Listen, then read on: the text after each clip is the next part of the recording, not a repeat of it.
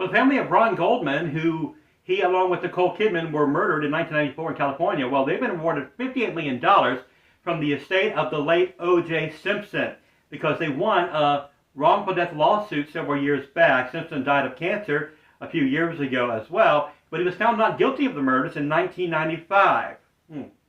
Well, the city of Elizabeth City, North Carolina, just south of here, has voted no on putting up a mural of Charlie Kirk in the downtown area of Elizabeth City. As you know, Kirk was assassinated a little over 2 months ago, excuse me, in front of millions of people. His wife, Erica Kirk, has continued the legacy. She's now the CEO of the Turning Point USA. Okay, and other news are following. The Caroline Mobile Home Park in Moyock has got more problems. They got water back on temporarily, but there are potholes everywhere. The water tower is an eyesore. There's leaking in the sewage pipes. There's damage everywhere, and nothing is getting done. We're going to continue to keep posted on that story.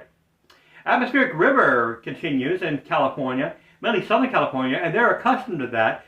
But sometimes you can get mudslides with it, and it's like a nor'easter in California terms, if you will. And sometimes, but not often, they get EF1 or EF2 tornadoes like they did last year and the year prior. All right, well, President Trump, he said that he's filed a multi-million-dollar lawsuit against BBC News, but they said they have yet to hear from his attorneys. As you know, they allegedly doctored up a speech Trump gave on the January 6th insurrection back in 2021. All right, well, over in Venezuela, they are preparing their military for what could be a small regional war with the U.S. As you know, the U.S. has continued to pretty much blow up cartel ships that were heading into the United States to deliver drugs and what they call a narco-terrorism. And that's what the Trump administration was calling it, pure and simple there.